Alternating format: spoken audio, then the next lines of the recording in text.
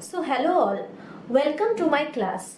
So in the previous class we discussed about the resultant vector r and calculates its magnitude as a square b square plus 2ab cos alpha and the angle theta as tan inverse b sin alpha divided by a plus b cos alpha, where a and b are the vector whose resultant vector is r and alpha is the angle between a and b and theta is the angle between r and a. So in today's class we discuss about orthogonal resolution of vector. So it is my request to all of you that please don't skip the video, because at the end of the video I will give you a very good bonus trick of trigonometry. So let's come to the topic.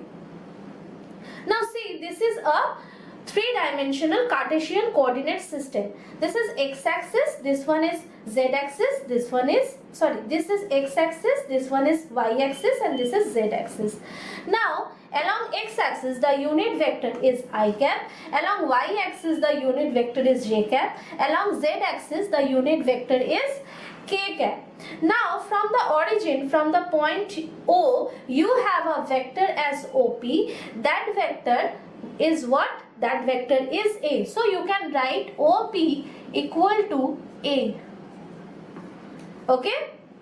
Now if you draw a perpendicular from OP, from point P to the x-axis, you get the point V. That means the component of A along the x-axis is ended at point V. Now let's take the component as AX. So you have OV equal to AX I cap. Similarly, if you draw a perpendicular to y-axis from point P, you get the point T, and we take OT AY j cap. Similarly, if you take a perpendicular from point P to the z-axis, you get point R. So OR is nothing but AZ k cap, where AX, AY and AZ are the components of vector A along x-axis, y-axis and z-axis. Now I hope you understand the diagram. In this diagram, from point P, we are drawing a rectangular parallelepiped of having sides AX, AY and AZ. Right?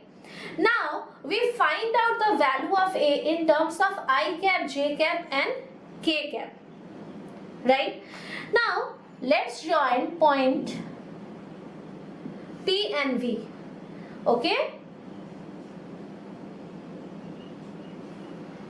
Now, if you see the triangle OPV and if you apply the law of triangle of vector addition, you have just apply law of triangle of vector addition. So you have OP equal to OV plus PV. OV plus PV. Now again, if you apply law of triangle of vector addition to the triangle VPU, then you get VP, sorry, here you should write VP.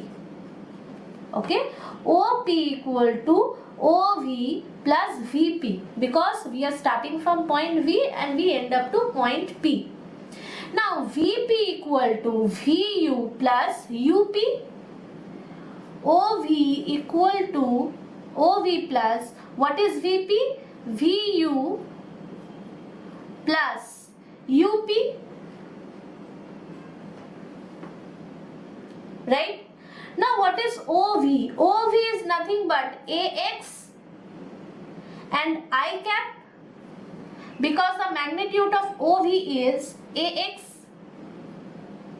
I cap.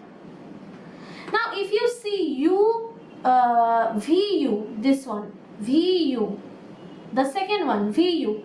Now see, the magnitude of VU is nothing but the magnitude of OT. Because VU and OT are parallel to each other and are having same direction, that is the direction of positive y-axis. So in place of VU we could write OT, and what is the value of OT? The value of OT is AY cap. So we could write AY cap. Similarly, if you see the value of UP, what is the value of UP? The value of UP is nothing but the value of OR, and both are having in the same direction, that is the direction of positive z-axis. Now what is the value of OR? The value of OR is AZ, and the magnitude, that means the unit vector, is k cap. That means AZ k cap. Now what is OP? OP is nothing but A, right? So you could write here A equal to AXI cap plus AYJ cap plus AZK cap.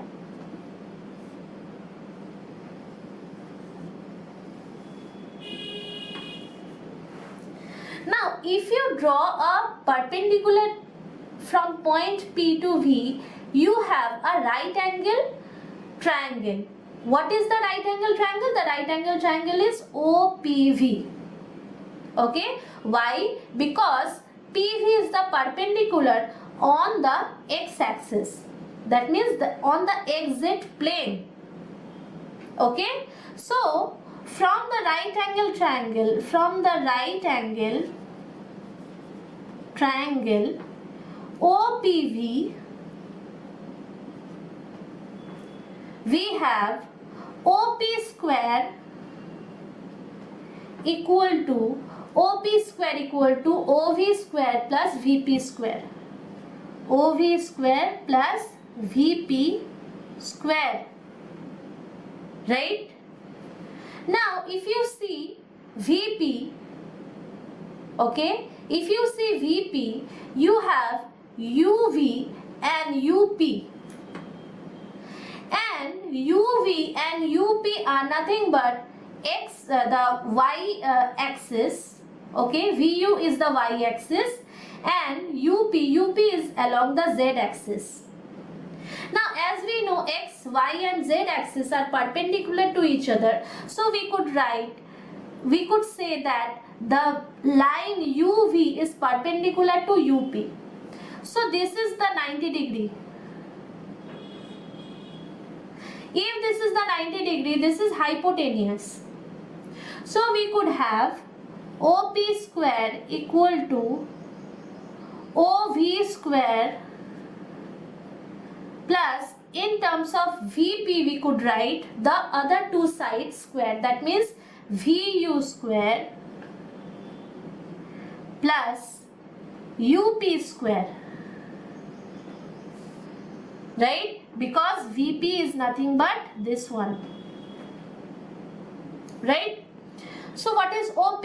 OP is, if you consider only the magnitude, OP is A square. What is OV? OV is nothing but AX. You considering the magnitude, AX square. What is VU? VU is AY square. And what is UP? UP is AZ square. Because the value of UP is nothing but the value OR. Okay? Clear? Now, so you have these two formula. This one is according to the vector and this one is according to the magnitude. If you want to find out the magnitude A, you just make A square, X square plus AY square plus AZ square and put a root over it, then you find out the value of A. Understood? Now, we just quickly check the direction cosines.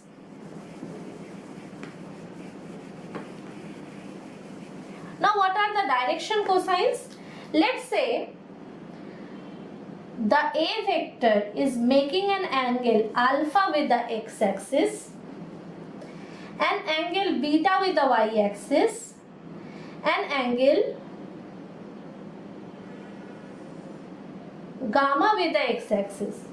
Now don't confuse that alpha and gamma superpose with each other, because alpha is the angle with the x-axis and gamma is the angle with the z-axis. As this is a three-dimensional shape, but I am plotting it, I am drawing it in a two-dimensional frame. That's why you feel that they will superpose, but actually they are not superposing with each other. Right? So, from the right angle triangle POV, from the right angle triangle POV, you have hypotenuse. OP is the hypotenuse and OV is the base. Now the value of hypotenuse is nothing but A, and the value of OV, that is base, is AX. So we know that base by hypotenuse is nothing but cos alpha, where alpha is the angle between these two. Similarly, if we draw a perpendicular to point T, okay, and if you see, if I draw perpendicular to point T, and if you see the triangle TPO, okay, or OTP, then from the triangle, right angle triangle OTP, because PT is perpendicular to the y-axis, so this is 90 degree. Okay, so you have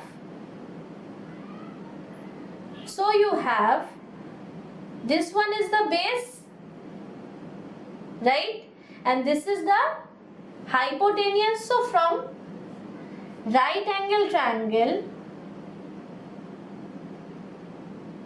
TOP, you have AY by A equal to cos beta. Similarly, if you see the z-axis, then you have AZ by A equal to cos gamma.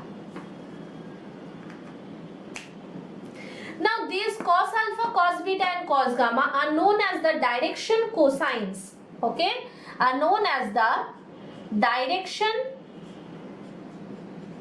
cosines, because they denote the direction of the component along its vector. Okay, now previously you just derived that a square equal to ax square plus ay square plus az square, right? Now divide this 3 by a.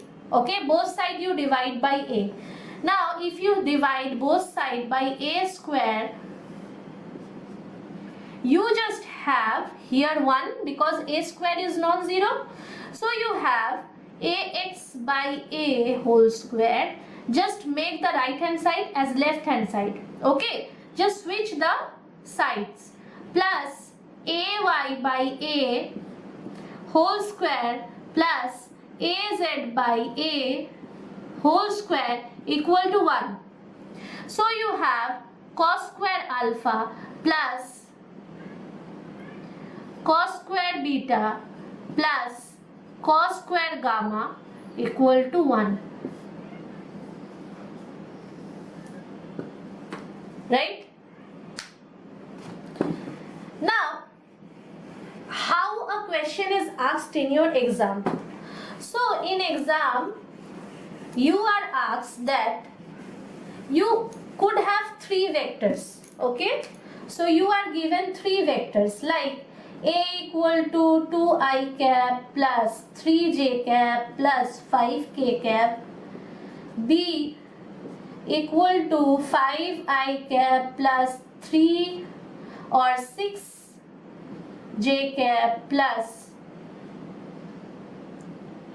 4k cap, c equal to 2i cap plus 7j cap plus 3k cap. Okay, Now you need to find out the addition of these three.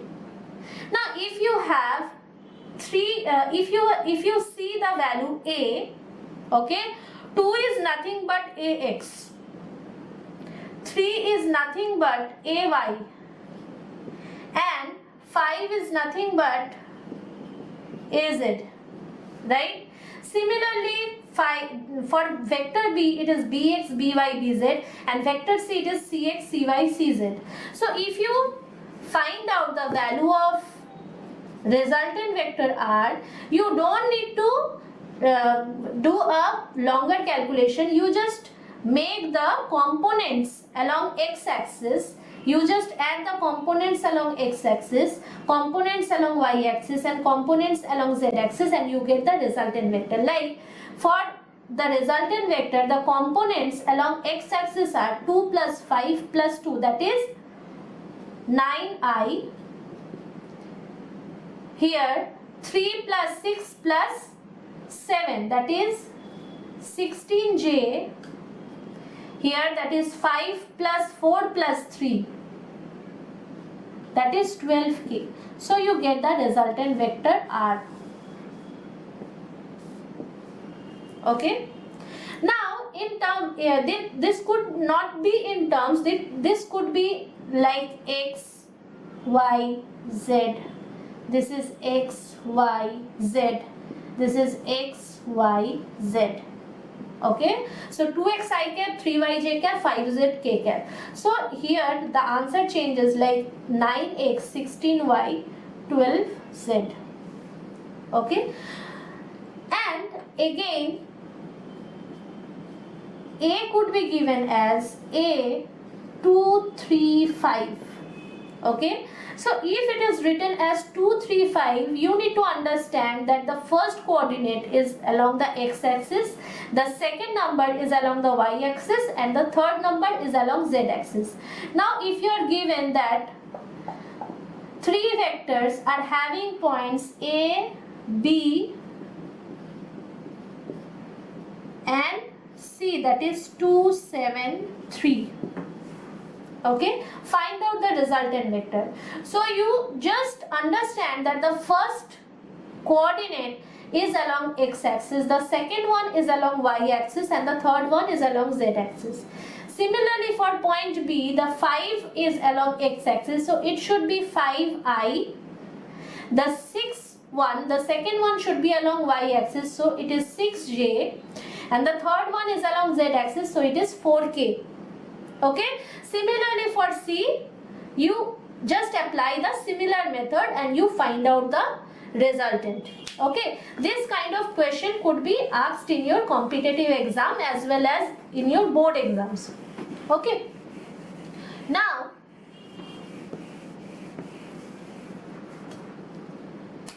the last bonus tip. Okay, so in physics you need to find out different values of cos, sine and tan and other trigonometric formulas, right? Trigonometric operators.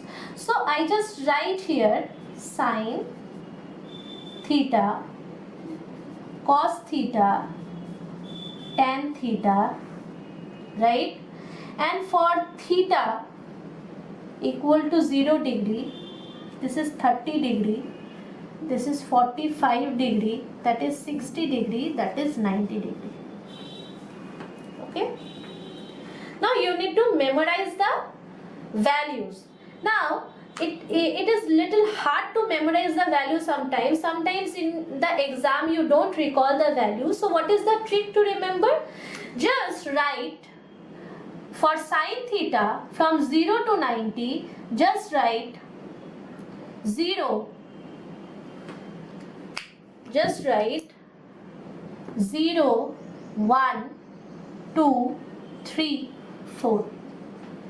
So this is step 1. First write 0, 1, 2, 3, 4. Then divide each number by 4. This is the second step.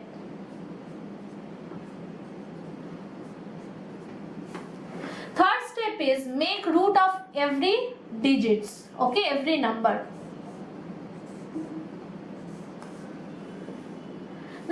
you get here? You get, if you divide 0 by any number, you get 0, and if you do the root, you get 0 again. Okay? This is 1 by root 2. If you get the root 1, you get 1, and if you get root 4, that is 2.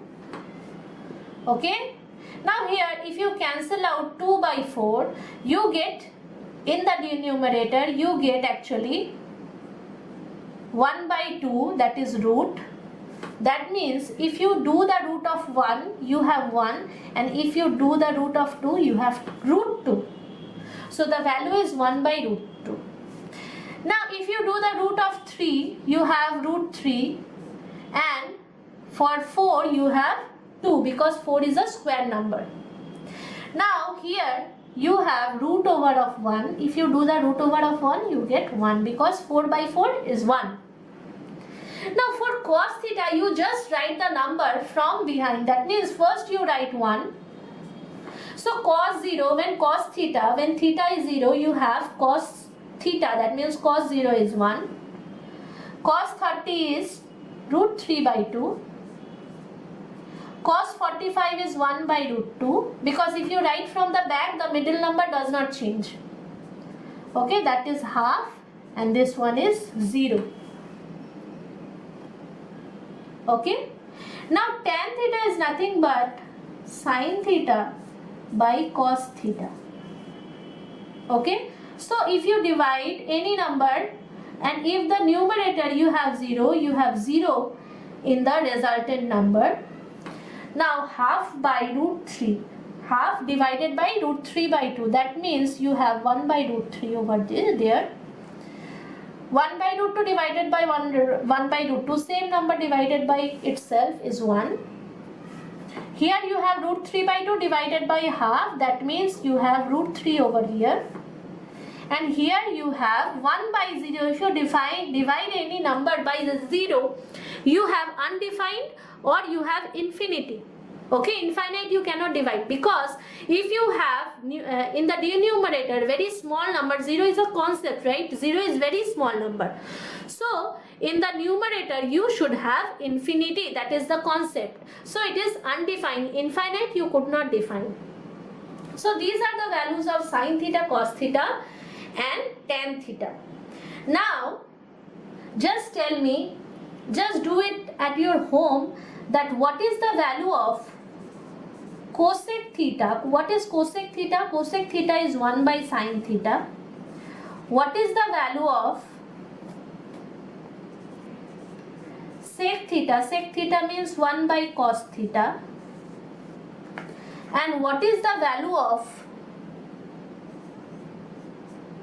cot theta? Cot theta equal to 1 by tan theta. Okay, so tell me the values in the table and comment me, or tell me that what could be the value. Okay, and if you don't understand how to find it out, just comment me in the comment section, so I will discuss it in the next class. So please, if you like this kind of content, please do like the video and share with your friends, and please do subscribe the video, so that if I put a new video in my channel, so you get the video and you get the notification.